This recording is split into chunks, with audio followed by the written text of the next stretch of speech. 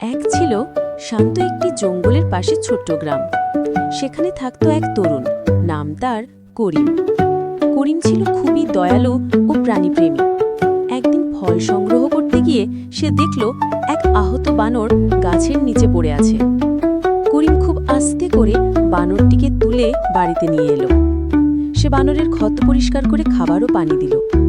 ধীরে ধীরে বানরটি সুস্থ হয়ে উঠল এবং করিমের প্রতি বিশ্বাস করতে শুরু করল। করিম বানরটির নাম রাখল খরগোশ।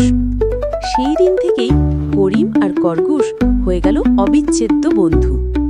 প্রতিদিন সকালে খরগোশ করিমকে ফল তুলতে সাহায্য করত, ছোট ঝুড়ি বহন করত। তারা একসাথে খেলতো, খেত, এমনকি ঘুমাতো। গ্রামবাসীরা তাদের বন্ধুত্ব দেখে অবাক হতো এবং হাসি মুখে দেখত। একদিন বিকেলে করিম নদীতে পানি আনতে গিয়েছিল। হঠাৎ সে পা পিছলে গভীর জলে পড়ে গেল। করিম সাহায্যের জন্য চিৎকার করল, কিন্তু আশেপাশে কেউ ছিল না, শুধু খরগোশ।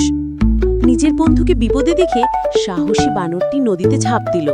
সে করিমের জামা ধরে টেনে তীরে তুলে আনল। করিম বেঁচে গেল, কিন্তু খরগোশের সাহস দেখে সে বিস্মিত হয়ে গেল। সেই দিন থেকে করিম বুঝল, ভালোবাসার বন্ধুত্বের কোনো সীমা নেই। প্রাণী বা মানুষের পার্থক্য নয়, মনের টানই আসল। খরগোশ আর পোষা প্রাণী নয়, সে করিমের ভাইয়ের মতো হয়ে গেল। তাদের গল্প সারা গ্রামে ছড়িয়ে পড়ল।